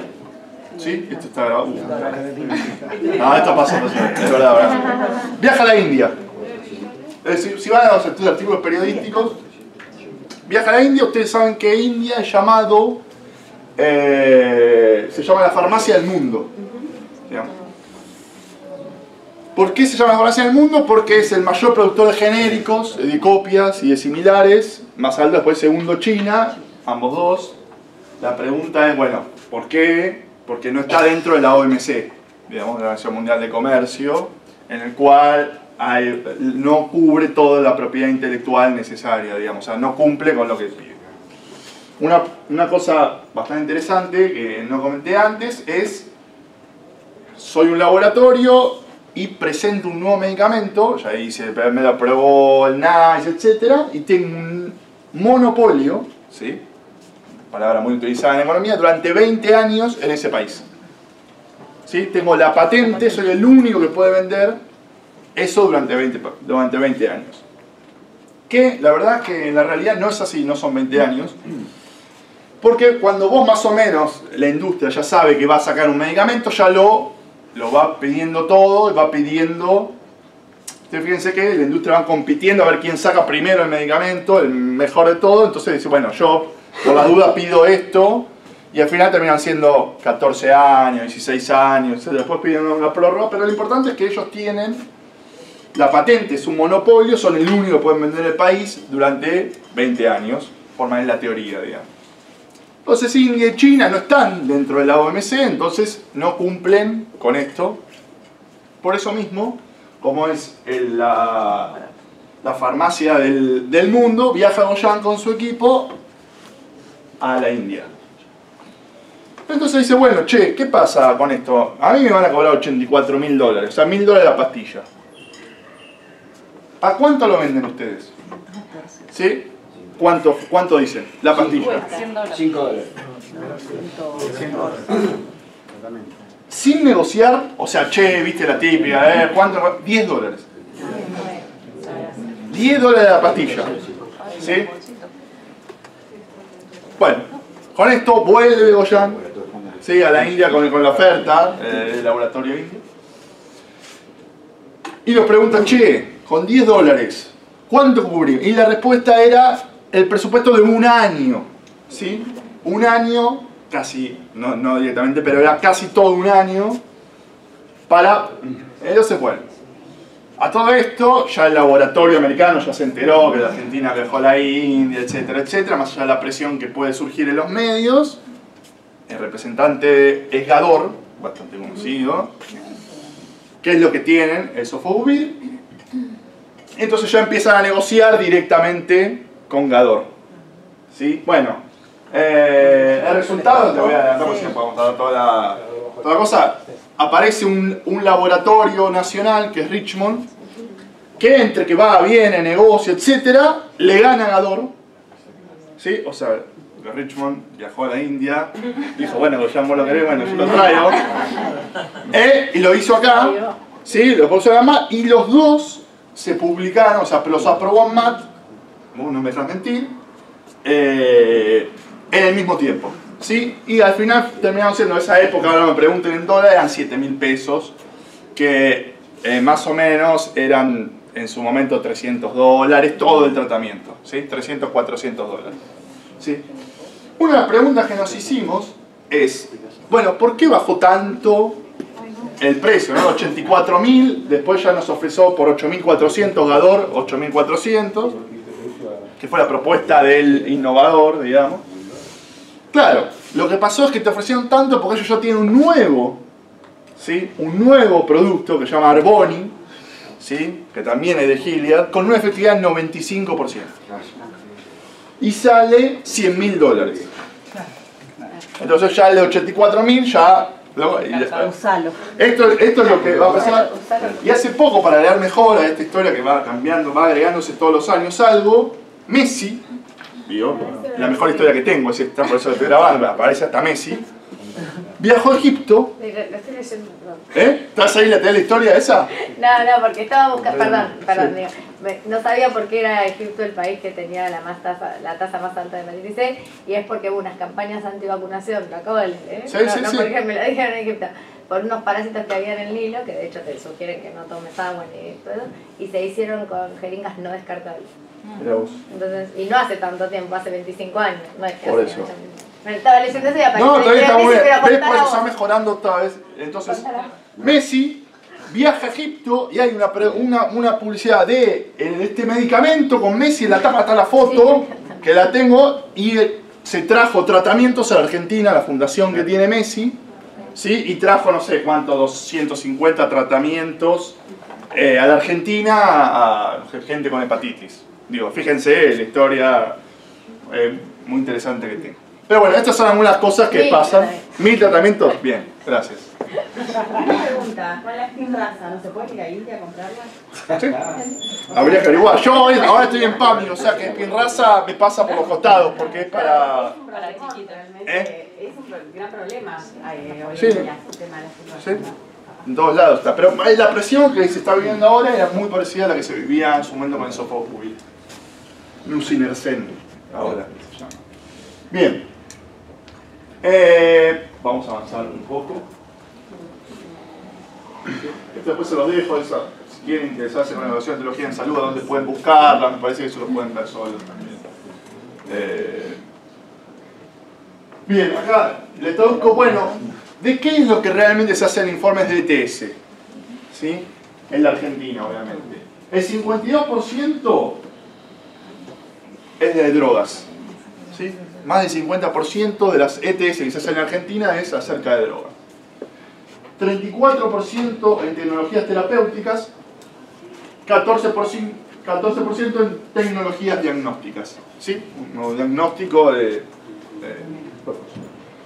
¿sí? Y las áreas, 26% en neurología, 14% cardiovasculares, 11 endocrinológicas, 9 oncológicas y el 35%. Bien. Entonces, algunas reflexiones de esta primera parte, porque tenemos otra que es. No, son 12 y 20. Vamos, perfecto. Dice, la mayoría de las publicaciones se subvencionan y se financian desde la industria que produce tecnología, estableciendo de por sí un sesgo en la interpretación sobre la bondad de los resultados. ¿Sí? Prácticamente hay algunas directamente posgrados que son sobre revisiones sistemáticas, cómo leer, ¿sí? Este tipo para ver conflicto de interés, cómo se hizo la metodología, digo, es todo un bagaje que hay que conocer para saber leer realmente este tipo de estudios, ¿no? Hay una tendencia demostrada a favorecer la publicación solamente de los resultados positivos, ¿sí? Y ocultar los efectos indeseados, ¿sí? Esto es una cosa que se está trabajando, que la industria no solamente presente los que salieron bien, sino también los que salieron mal, ¿no? Porque habitualmente lo que pasa es que la industria invierte en muchos principios activos y después, bueno, hay uno o dos que no funcionan, ¿sí? Ahí vamos, uno o dos que no funcionan y eso no te publicó nada, solo publicó los que salen bien. Sí. No, digo que a mí me ha pasado muchas veces tener que comunicar los resultados cuando una evidencia clínica o estamos promocionando un producto que venía bien y de repente lo da y tenemos la obligación de salir a comunicarlo. Obviamente te replegás un poco porque no es bueno, por ahí vos no te sentís bien comunicándolo, pero la verdad que nos bajan esa línea muchas veces y tenemos que hacerlo, pero bueno. Sí, la idea es como que haya en algún lugar una consolidación de todas las investigaciones que se vayan y tenga la obligación la industria de presentarlo, salga bien o salga mal, digamos. He tenido inclusive en congresos que presentar la mala evidencia, o sea, eso es. Sí. Pero no es mala evidencia. Es evidencia sí, exactamente. Positiva, es en contra de algo, no es malo. Pasa que la inversión cayó. Claro, pero por ahí una de esas cosas que vos decís es inclusive estamos obligados a presentar en un congreso determinado, presentar la evidencia que no fue tan buena. Los objetos a analizarse en los estudios solo contemplan un aspecto parcial de la evolución de la patología, como los éxitos iniciales sobre una condición patológica, que pueden no consolidar esta mejora en el corto o en el mediano plazo, ¿no? La efectividad y después, bueno, ¿qué pasa? La discusión mucho sobre la sobrevida que comentó Ramiro varias veces, que es una de las grandes discusiones. Pocos trabajos evalúan el costo de la inserción de dicha tecnología en el sistema sanitario. ¿Sí? Se aprueba la efectividad, es costo efectivo, pum, listo, ya está. La idea es, bueno, hacer, cuál es la cobertura que yo tengo que dar, si el 40, si el 70, cuál es mi población objetivo, agregar un par más de ítems. Y cómo debería financiarse económicamente esta introducción. Aún con el crecimiento de la literatura médica en los últimos años, muy poco se publica en relación a los reales beneficios en cuanto a la calidad de vida incrementada y experimentada por los pacientes. Y económicamente tampoco hay un feedback de eso. ¿En qué sentido? O sea, si el costo-beneficio realmente se cumplió, o sea, de eso no hay un feedback. Y o en cuánto se cumplió. No, habitualmente cuando estoy hablando de las agencias, digo, tipo NICE o la agencia alemana, etcétera, funcionan generalmente están bien, pero, o sea, hay gente ya muy preparada que ya sabe analizar cuáles son los problemas que pueden surgir. Lo que pasa es que, bueno, hay algunos efectos negativos que surgen a los años, ¿no? ¿Se acuerdan famoso el caso de talidomida? ¿Sí?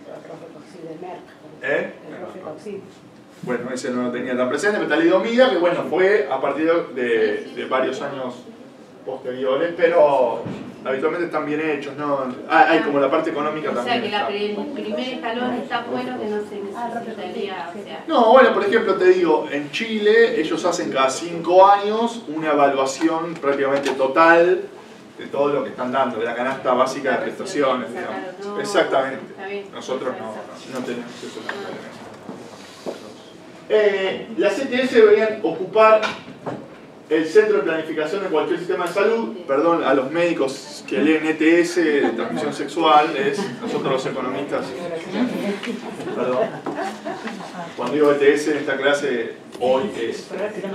Sí. Y se hace indispensable en países con economías frágiles, nosotros no, y dependencia tecnológica como el nuestro.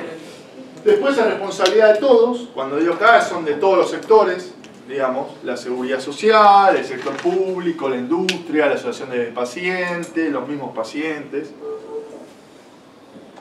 Que no se dé únicamente por una lógica del mercado, ¿sí? Por ejemplo, podríamos nosotros, si va a ser un umbral, necesitamos, bueno, que la industria empiece a invertir para Chagas, ¿no? Entonces, bueno, decir, bueno, te voy a presentar, no sé, una financiación de una tasa de interés muy baja para el cual vos puedas investigar y después recuperar todo en 2 años, ¿no? Y no todo lo que brilla es oro. El hecho de que una técnica esté disponible no implica necesariamente la posibilidad de que pueda ser utilizada, sobre todo si los recursos son escasos y obligan a una utilización limitada del año. ¿Sí? Les dejo alguno. Entonces, eso es una parte, un primer pantallazo, que espero que la parte de Ramiro que trabajan. Y una de las cosas que me pidió Arturo también es que le comente, si querés, pues, no, digo, si vamos a ver el mercado de medicamentos, quizás no porque quizás lo conoces, a uno de los ítems que yo quería rescatar con ustedes, como siempre utilizando desde mi óptica el medicamento como un bien social, ¿no? Bien. Alta intensividad de investigación y desarrollo, ¿sí?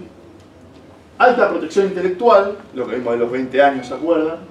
Problemas de agencia, ¿se acuerdan? Con Sonia vieron los problemas de agencia, que es una agencia, la falla de mercado. ¿Sí? Que vos delegás en un agente, el tema típico de a un médico, que es bien, perfecto. Asimetría de información, otra falla de mercado, que se acuerdan, que seguramente dio Sonia. En este caso, asimetría de información se puede dar en muchas, en el sector salud. Típico, el más típico es el médico-paciente, que el médico tiene más información, pero obviamente puede ser también entre la industria farmacéutica y un país, ¿no? Por ejemplo, que tiene toda la información, el laboratorio, y vos no contás con toda la información. La complejidad que tiene, la competencia dentro del sector, ¿sí? Muy alta. Regulación y control de precios, esto en la Argentina fue la época de Moreno, ¿se acuerdan? Sí. No pasó hace tanto, parece hace muchísimo, pero no pasó hace tanto. En el cual Moreno lo que hizo fue agarró gente que la tenía muy clara de la industria farmacéutica y dijo, che, venite a trabajar conmigo. Entonces trajo un grupo de gurkas de la industria farmacéutica y entonces él permitía el aumento, decía, bueno, empezaba a negociar, ¿no? Te doy un 5% de esto y no me aumentas lo otro. Hizo una canasta básica de medicamentos esenciales que no podían aumentar.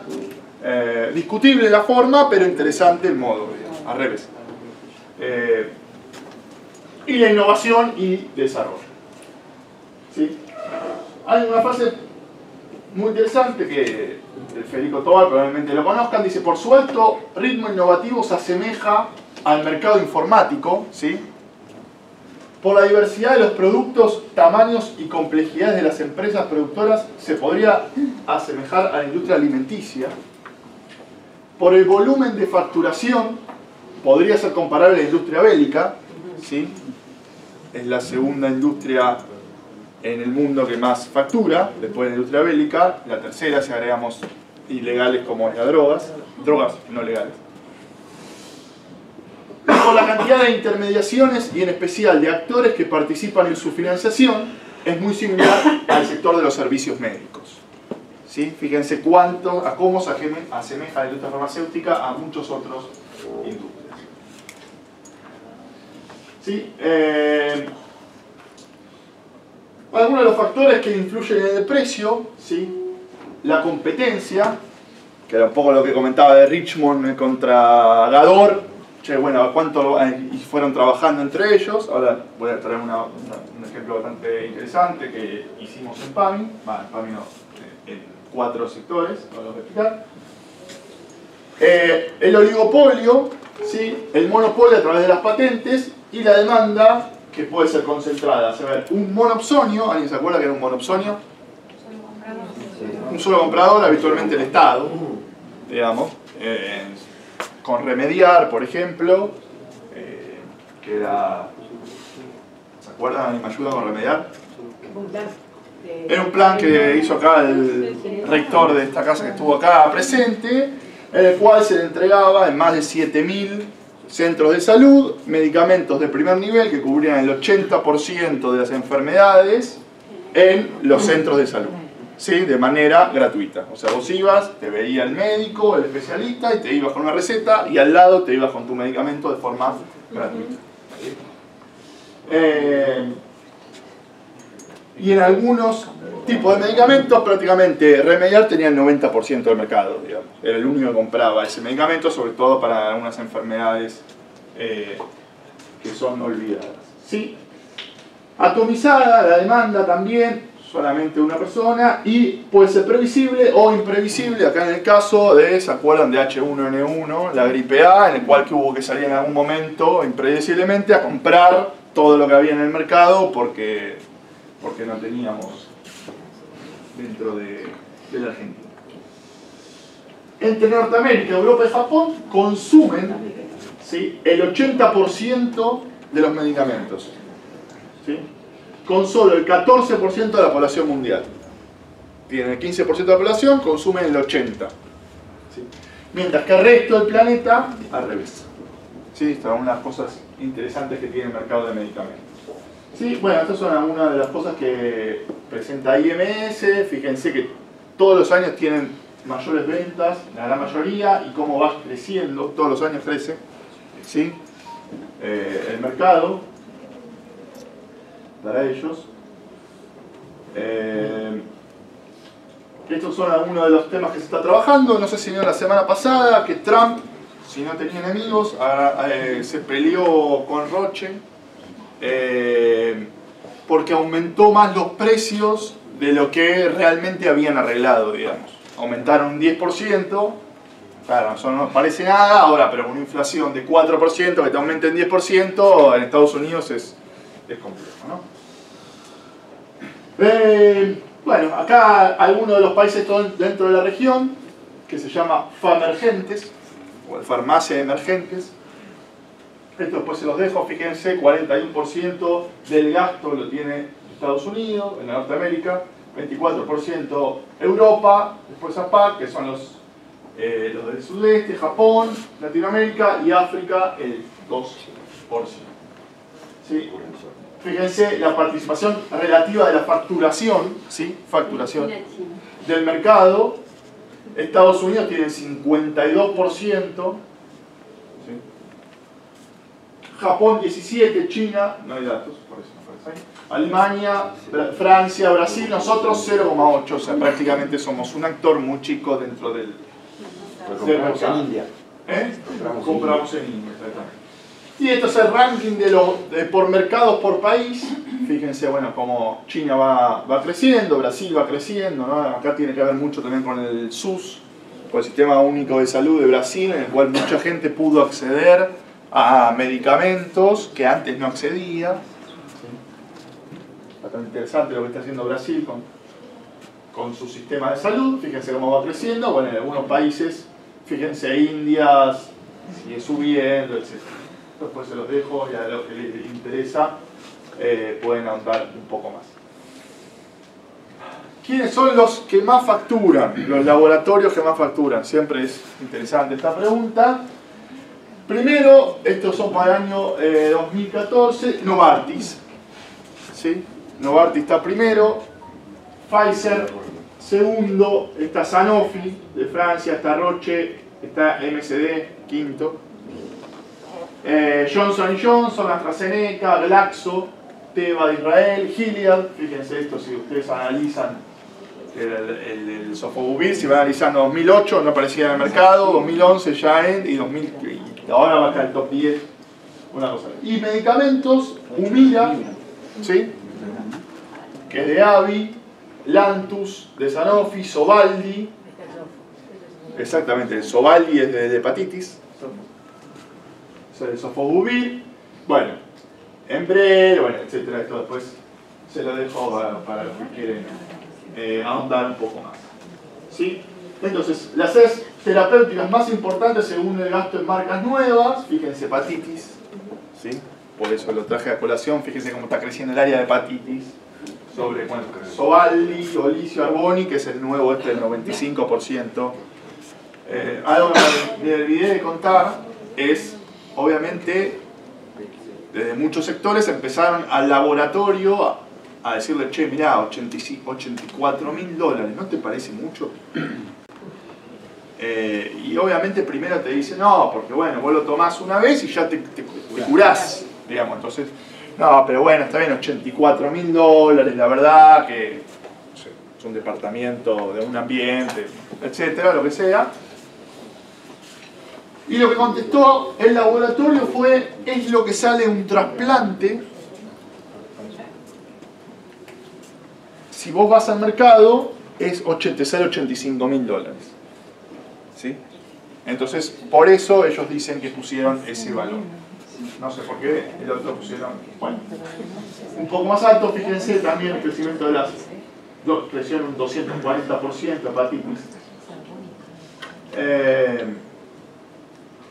Bueno, ¿por qué fundamentalmente está creciendo? La demanda de los fármacos, la carga de enfermedad, que probablemente lo veamos ahora bien, les introdujo brevemente. Se hace un análisis de, bueno, qué es la mayor carga que tiene el sistema de salud, qué es lo que más peso tiene en cuanto a los años de vida perdidos. ¿Sí? Es un estudio que se hace, en Argentina se hizo en el año 2011-2012 con Mansur. Y tiene que ver mucho con las enfermedades que rankean más alto, son las enfermedades donde mueren los niños prematuros, porque le quedaron, según la esperanza de vida, que de 75 años, 76 en la Argentina, le quedaron 75 años por vivir, entonces eso te aumenta mucha carga en cuanto a la prevalencia de lo que debería haber vivido la persona y murió. ¿Sí? Son las... Y otra cosa que rankea siempre muy alto son los incidentes viales. ¿Sí? Los choques donde mueren muchos adolescentes y eso aumenta mucho la carga de enfermedad. ¿Sí? El aumento de enfermedades no contagiosas, famoso de las crónicas no transmisibles que estamos trabajando, el listado de medicamentos esenciales. ¿Sí? La OMS está trabajando fuerte, entonces bueno, en la industria dice, bueno, para ver este medicamento esencial ejercen presiones para empezar a cubrir. ¿Sí? Tema de la cobertura universal en todos lados, ¿sí? La OMS está... Y mayor cantidad de acceso a la innovación, gente que antes no podía acceder, ¿sí? Ahora está... ¿sí? Bueno, ¿en qué está invirtiendo actualmente la industria farmacéutica? En medicamentos que calman dolores, ¿sí? En medicamentos para enfermedades crónicas, en medicamentos que se emplean para la atención de enfermedades prevalentes en clase medias altas, en desarrollar nuevas formas farmacéuticas que puedan ser objetos de nuevas patentes, en nuevas estrategias de comercialización y publicidad, ¿sí? Ustedes saben que gran parte de que la industria, ¿cómo es tu nombre? Cristian. Y Cristian no me va a dejar mentir, que tiene sobre el peso del medicamento, sobre el precio, es la publicidad y el marketing que tiene que hacer la industria para colocar en el mercado dicho producto. Cristian, está muy cargado, dicen incluso que bueno, es mucho más alto la publicidad y el marketing que la investigación y el desarrollo que necesitan y medicamentos de venta libre. Sí, ahora, ¿qué pasa en la Argentina? obviamente en Argentina siempre pasa algo en especial, lamentablemente. Dice, nuestro país la industria farmacéutica representa la segunda actividad de importancia en valor agregado y octava en el monto de facturación. Conformado por 180 laboratorios, 120 nacionales y 60 extranjeros, que producen 2.500 drogas en 11.000 productos y aproximadamente 30.000 presentaciones. ¿Sí? Bueno, estos son algunos de los números que trabajan. Fíjense, los primeros 5 laboratorios, ahora vamos a ver cuáles son, tienen el 26% de los valores y venden el 27%. Fíjense que los primeros 10 laboratorios venden casi el 50% de todo el mercado. ¿Sí? Entonces, bueno, esto es un dato más actualizado, esto después se los dejo. Fíjense la Argentina, ¿no?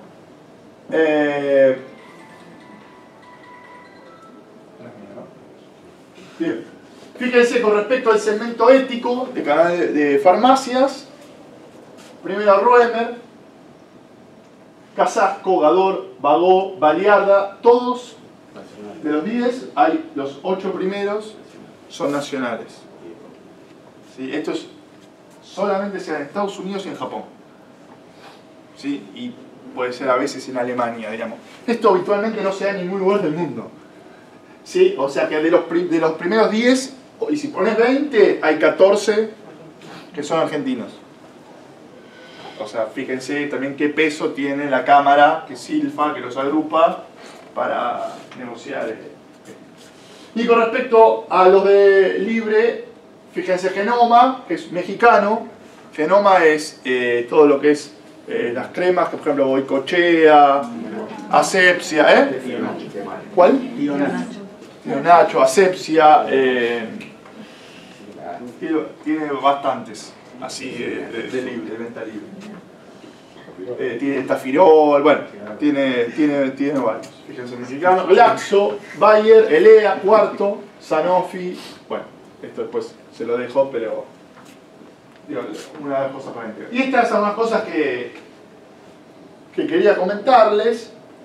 Me parece algo bastante piola, ¿sí? Una de las cosas que comenzamos, o siempre se comienza con toda la materia, es que el sistema está completamente fragmentado, ¿no? El sistema de salud.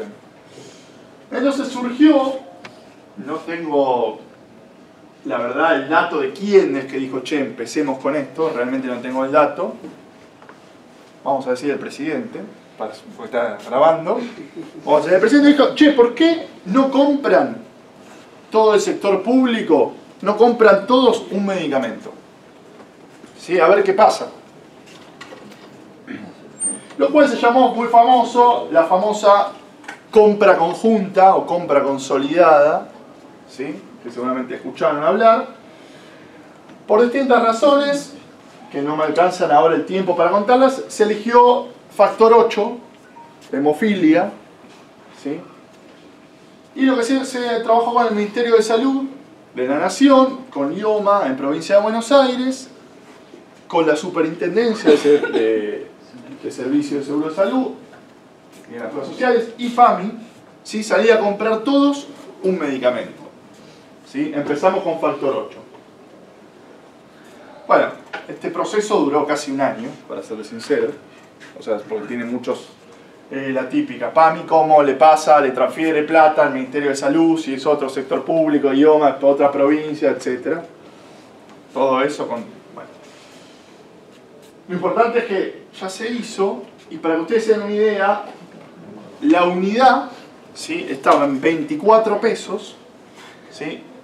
Y se terminó consiguiendo por 6. ¿Sí? Entre 1/3 y 1/4 se va a pagar ahora, o sea, este año, ¿sí? De lo que veníamos pagando del año pasado, digamos. Lo cual es bastante interesante, sobre todo porque, como dice mi jefe Casinotti, es que se integró un poco el sistema, se intenta un poco integrar. La verdad que los resultados fueron sorprendentes, digamos, no esperábamos entre 30 y 40% de descuento, no un 80%, entre 70 y 80%.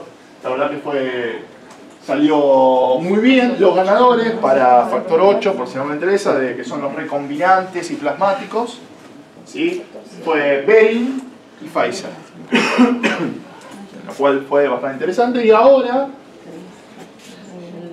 no sé si estás, seguramente Cristian estás al tanto, próximamente va a haber una licitación de oncológicos, ¿sí? Lo cual estamos esperando a ver qué va a pasar con estos. La verdad, para ser sincero, números que hablamos, PAMI se ahorra 300 millones de pesos solamente en un producto. O sea, estamos a 300 millones de pesos solamente que se ahorra para este año por haber lanzado la compra conjunta. Diríamos, bueno, saquemos todo lo posible por compra conjunta y ahorremos. Digo, está buenísimo. Digo, siempre el primero es lo más difícil. Digo, ahora que un poco más armado, se puede hacer y está buenísimo que se siga trabajando en esto. Sí.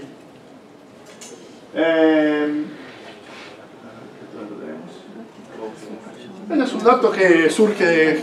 Yo la verdad lo saqué, ahí está, la fuente de Sonia, en realidad, para serlo sincero. Está ahí, por si le cuentan, ahí dice la Cátedra de Política de Medicamentos, Universidad de Salud. Sobre la formación real de estos precios, digamos. ¿Sí?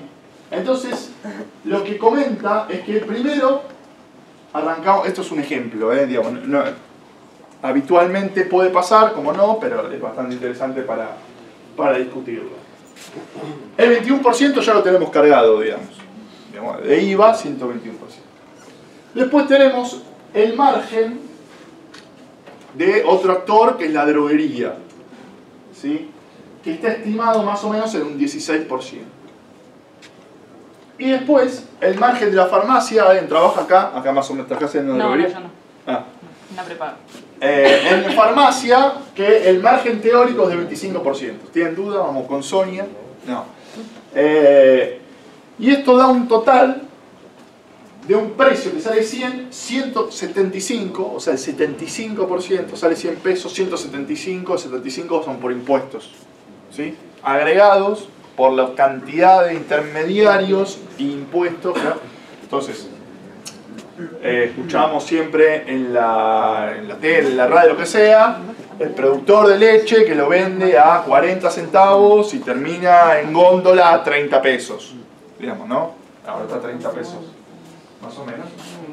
Entonces, esto es lo que pasa con, es un ejemplo teórico que está bastante, por lo menos en toda gente de industria, no estaría muy mal. Digamos, fíjense, 75 pesos por cada uno de los 100 del laboratorio hasta que lo compramos. ¿Sí? 175. Entonces, algunas reflexiones, ya va siendo la hora, ¿no? ¿Cuánto? Vamos terminando, para terminar en hora. La formación de los precios de los medicamentos no solo está relacionada con la eficiencia, sino también de manera muy especial con la equidad. En otras palabras, si se modifican los precios de los medicamentos, se modifica la forma en que la salud se distribuye en la sociedad.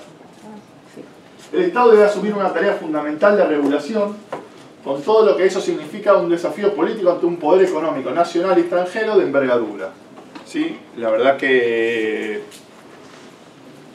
obviamente se ha sufrido muchas presiones, yo por suerte no, pero digo, sabemos que ministros y directores ejecutivos por el tema del convenio de la industria y la compra consolidada, la verdad que como decíamos antes, son actores muy fuertes en la Argentina. La simetría de información, la heterogeneidad de los productos y la relativa escasez de vendedores reducen el grado de competencia efectiva del mercado de los medicamentos. Entonces, el mercado de medicamentos es complejo, de lobbies poderosos y muy sensible para el presupuesto de los sectores más vulnerables. Se trata de un mercado fundamental para incluir en el debate cuando se trata de la distribución del ingreso, la intervención del Estado y la actuación del poder económico. Entonces, lo debería haber traído acá a fines, le haber dicho que se quede un rato más. Y dice, creer que los medicamentos son el principal recurso para la salud es como confundir lapiceras con sabiduría, revólveres con seguridad o tenedores con alimentación.